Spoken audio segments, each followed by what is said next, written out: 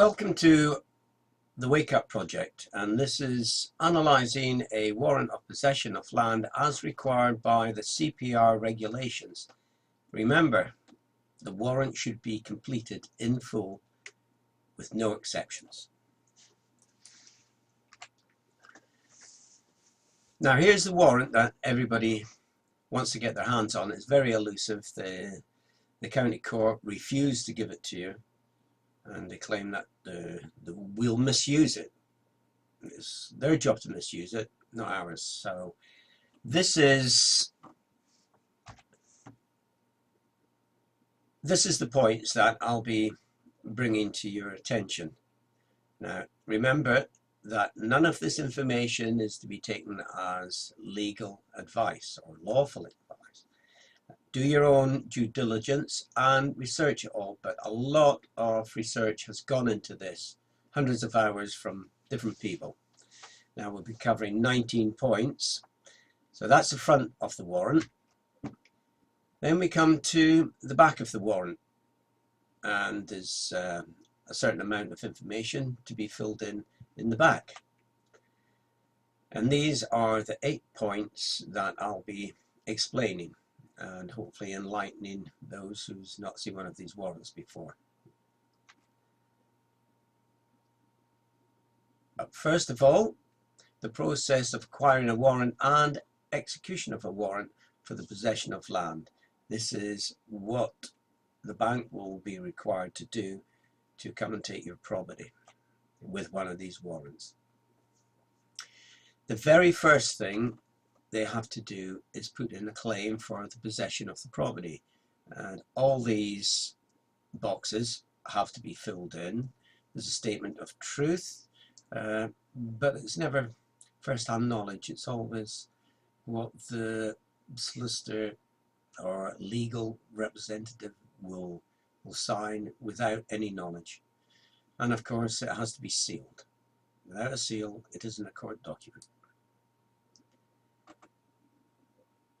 Once they do that, they have to put the particulars of claim for the possession. And all these boxes, the court, the claim number, the claimant has the right of possession, and all this has to be filled in. This is one that they generally do fill in correctly. Once they've done all that, they have to pay a fee, and generally the bank uses this process. Possession claims online, and it states fees. This is Practice Direction 55B. Fees 4.1. A step may only be taken using possession claims online on payment of the prescribed fee, unless the bank is claiming that they have exemption. But as it says, may only be taken. So if they don't pay it, it don't start. Once that's been done, they issue a notice of issue. Now this states, it's a very important document. This says that all the procedure that's I've just talked about has been started, and it's been done correctly. This is sent to the claimant, and there should be a copy sent to the defendant, but they never do.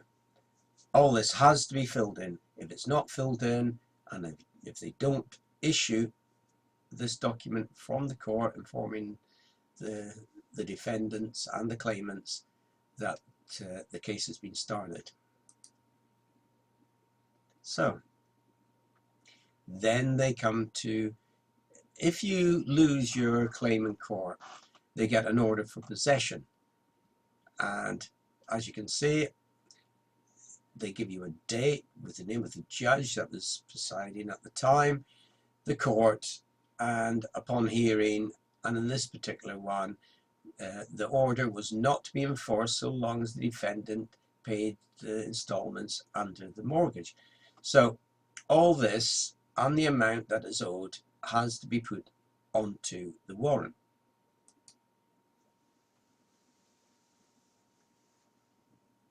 And then they have to request a warrant for the possession of the land, and they have to fill in all these boxes in full Once the request for a warrant has been filled in, and that is in full, the claimant will then have to pay a fee, the appropriate fee. So this is something that they do not do either. Once that has been done, a notice of appointment with the bailiff. The bailiff's name and the court and the case and the information should be all placed in this document. Notice of appointment with bailiff. You know, it's not bailiffs, it's a bailiff. That's why it's an appointed bailiff, and his name must be on the warrant. So the warrant is known as an EX96. Now, when anyone requests to see this document, the bailiff deliberately folds the paperwork in such a way as to hide the information on the EX96. Now here's a crucial part. The EX96 is a key document that transfers the liability from the court to the bank in the execution of evictions. And this is what they use to get the authority to force entry and to ask the police to assist them. The EX96 must be signed by the bank and returned to the court at least 3 days before the eviction, or it must be called off. Then the defendant gets a notice of eviction, giving them the stated time and date that the bailiffs will be calling to take the property.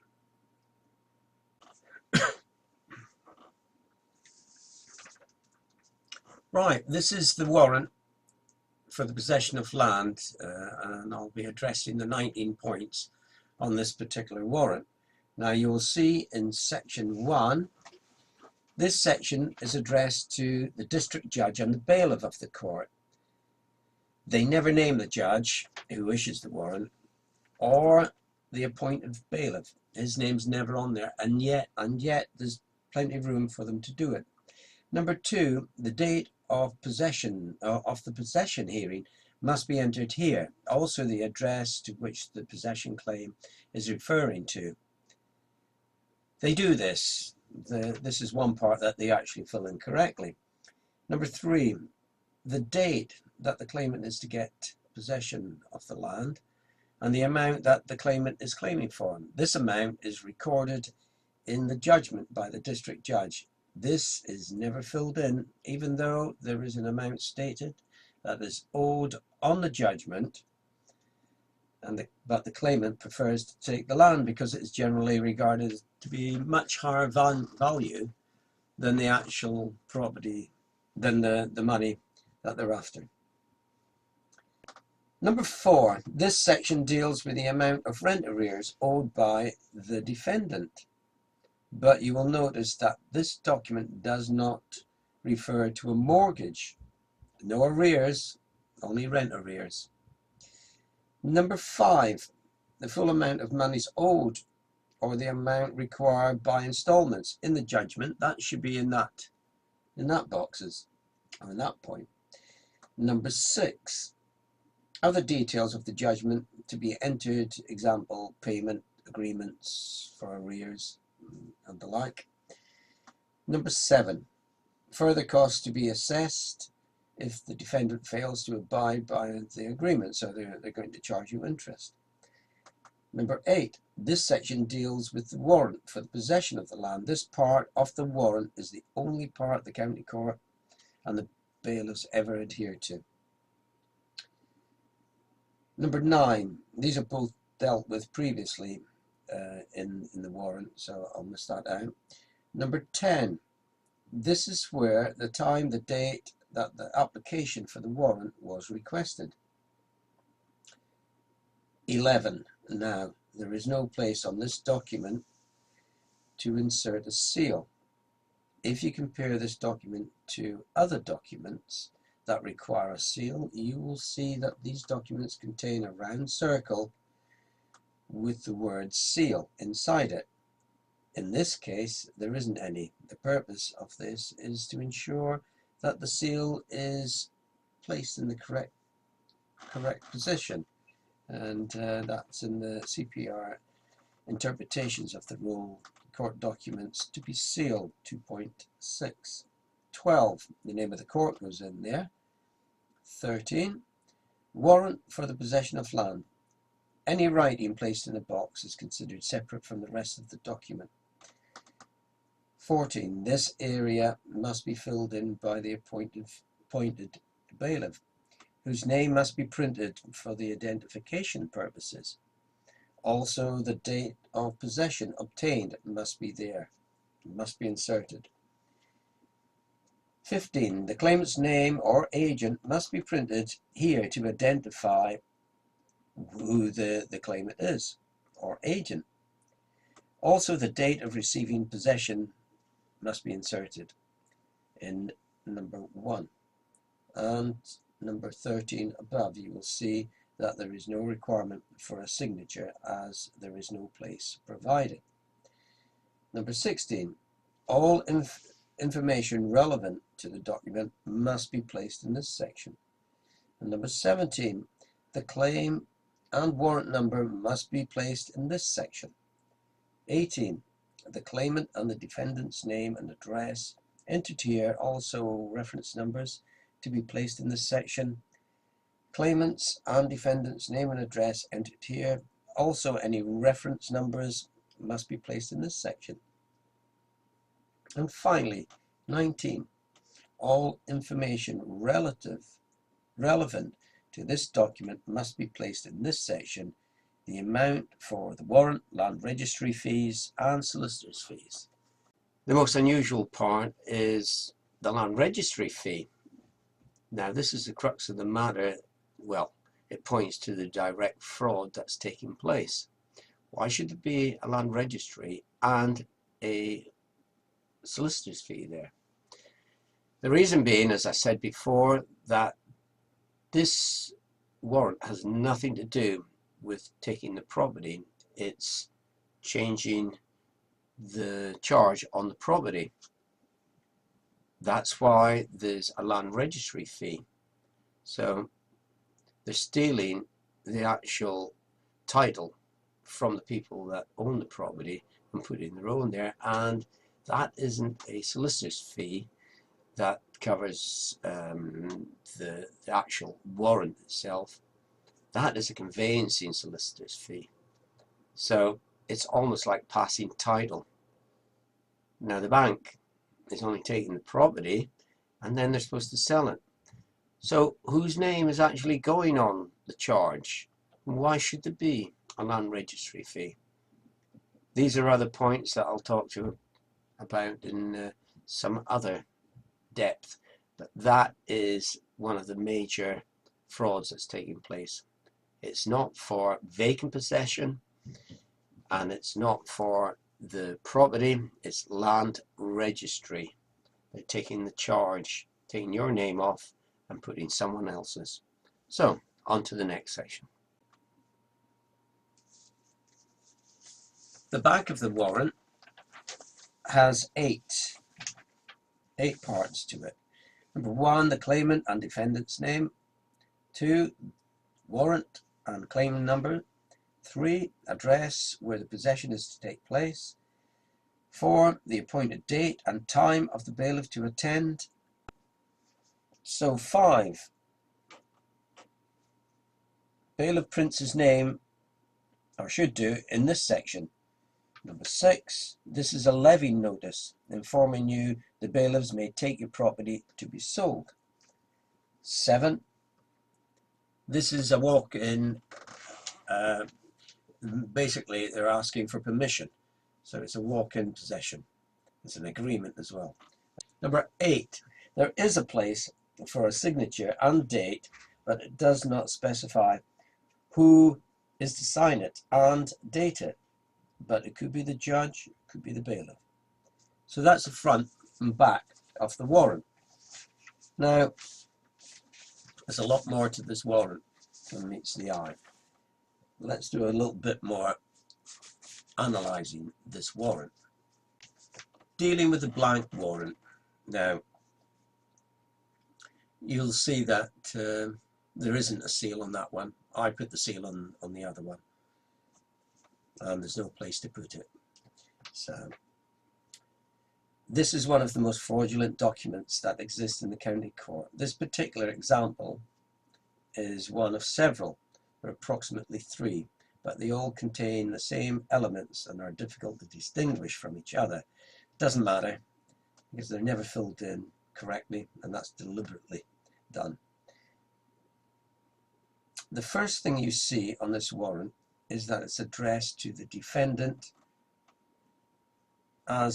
and the defendant is entitled to a copy, but the county court bailiffs always refuse to give you a copy on the pretext that you may copy it and fraudulently use it. The warrant is for the possession of land. This only relates to the charge on the property. Herein lies the fraud. It only relates to the charge on the property at the land registry, and this is why there is a land registry fee. And you'll see that in box 19 on the front of the warrant. There is also a solicitor's fee, and that is to do with the conveyancing solicitor. So in actual fact, this warrant has nothing to do with vacant possession. You'll never see a warrant saying vacant, but everything to do with the charge on the property, and therein lies a fraud, the misuse of this type of warrant, contrary to the Fraud Act 2006. Now, vacant possession means that they expect to take the property and no one in it. Just a warrant for the possession of the land means that they can take the property, but they'll have to sell it with a sitting tenant, and this they will not do. You are not obliged to give your goods, your chattels, to the bailiff, and this is addressed in the County Courts Act 1984, Chapter 28, Part 5, provisions as to warrants of possession for the purposes of executing a warrant to give possession of any premises. It shall not be necessary to remove any goods from the premises. If they do, unlawfully, they have to give you an inventory of your possessions. Also, the goods have to be insured and placed in a secure location at a reasonable distance from your home, not exceeding 20 miles. They took mine 140. Everything in the possession judgment must be entered into this document. Dates, amounts, the name of the district judge who issues the warrant. This is very important because it puts the judge in a position of accepting liability. Hence, no signature. All the columns and boxes must be filled in properly, and that means in full. However, it seems the county court seem to think that these so-called warrants can be filled in just as they please. They are committing fraud. They have done for a very long time.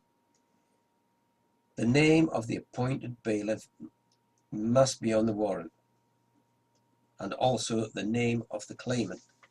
Once again, this is taking them into liability, and they will not show you this information.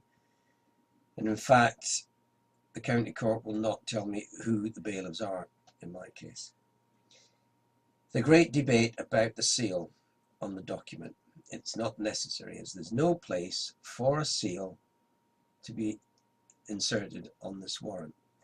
This is because it's not a court document. It can never be claimed to be a warrant because of how it's been constructed. The county court have to seal all documents, and that's in the practice directions, Rule 2.5, court documents to be sealed applies, and it's not there. Now, I'll not go into this document much further, but there's a multitude of parts to be discussed relating to the fraud in this document. I shall bring your attention to one glorious omission on this document. In every government document that is issued, including county court documents, there appears a Crown copyright and the date, which is generally placed at the bottom of the document. In every warrant I have ever seen, this copyright symbol is missing. The only exception is the one that you can print off, I think it's Westlaw, on the internet, and I'll better make you aware that it is unlawful to fill out one of these because it would be a breach of the County Courts Act 1984, Chapter 28, Part 9, Section 135. Penalties for falsely pretending to act under the authority of a court. Any person who delivers or causes to deliver to another person any paper falsely purporting to be a copy of a summons or other processes of a county court, knowing it to be false, well, basically, they go to jail for 7 years. Finally, the reason the bailiff does not identify himself correctly, this is because of the County Courts Act 1984. It was a good year that year. Chapter 28, Part 9, 135. The identity is concealed by the county court for fear of arrest. The county court staff are also seriously in trouble if you have requested to see the warrant in writing 6 days before the bailiff calls. They are in breach of the County Courts Act 1984, Chapter 28, Part 7. That's Section 126, Actions against the bailiff acting under a warrant. So I hope this has been of some help to you, and you will see that there's a lot of laws that are broken. So I'll go into them right now. Right, I shall start. So now, for all those who are wondering what has happened to all the seals that they're supposed to put on these warrants, I can show you. There they are. Poor old Charles I, King of England, he got all of them. I think there's 49 seals there, and you will see that they're all signed. Everyone's taking liability. He lost his head over that one.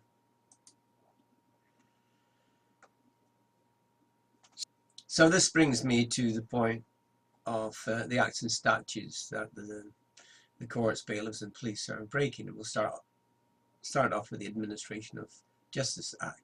Now this is harassment, punishment for harassing a debtor by not only making to another person a false report. So this is where the bailiffs call in these police and claim that they need help to assist them. They're concealing the warrant, and they're also misleading the police, so they come under this section. Now it gets into the interesting parts. This is the County Courts Act 1984, Section 126, Actions against bailiffs acting under a warrant. No action shall be commenced against a bailiff for anything done in obedience to a warrant issued by the registrar unless, now I'll bring some points to bear on this in a moment, a demand for inspection of the warrant and a copy of it is made or left at the office of the bailiff by the party intending to bring the action or his representatives or agents. Now, if the bailiff's office and the bailiff refuses or neglects to comply with the demand within 6 days after it has been made, the demand must be made in writing and signed by the person making the request. Now, you're supposed to put in a letter. I always do 2 copies. I always get them to seal one and give it back to me, or date it and give them the other. So you've got proof that it's been done. I've got many of these.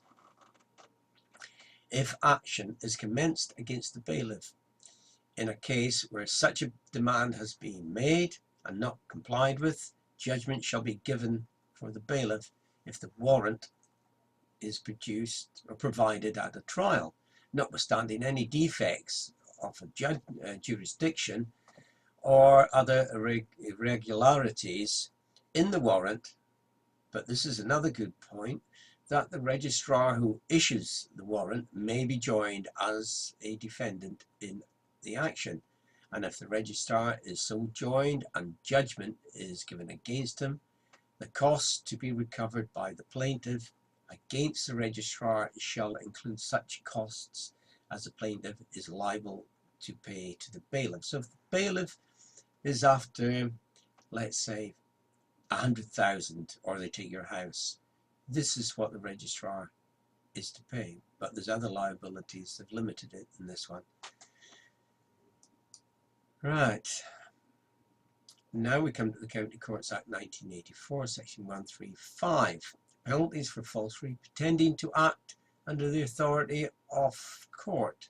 Any person who delivers or causes to deliver to any other person any paper falsely purporting to be a copy of a summons or other process of a county court, knowing it to be false, or B, acts or professes to act under the false colour or pretence of the process of or authority of a county court, shall be guilty of an offence and shall for each offence be liable to conviction on indictment to imprisonment not exceeding 7 years.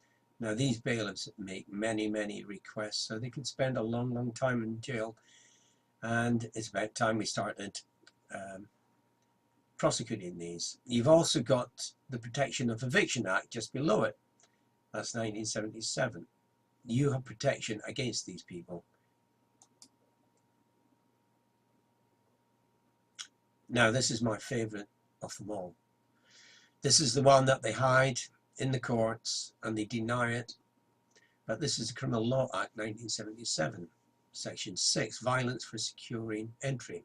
If they smash down your door, even if they threaten you, this is this section. Subject to the following provisions of this section, any person without lawful authority uses or threatens violence for the purpose of securing entry into any premises for himself or any other person is guilty of this offence. Now, the one I will bring is the first line at the top. Without lawful authority, right? They'll say they've got lawful authority, they've got a warrant.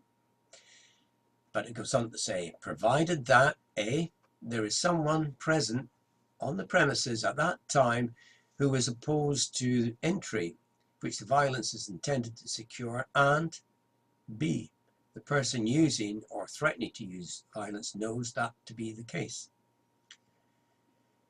Subsection 1 above does not apply to a person who's a displaced resident, occupier, or a protected intended occupier of the premises in question. So basically, if you go out of your house and you come back and you find 20 squatters in there, they are displaced residents and protected occupiers.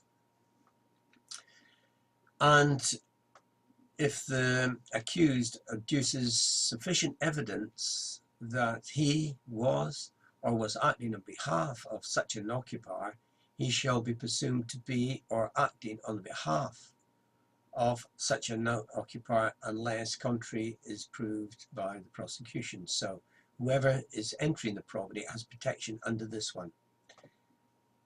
Now we come to 2, subsection, or subject to section 1A above. The fact that a person has any interest or right to the possession of the or occupation of the premises shall not be for the purposes of section 1 above constitute lawful authority for the use or threat of violence by him or anyone else for the purposes of securing entry into those premises. So there's the at the first line, without lawful authority, but then it's taken away in subsection 1, subsection 2 above.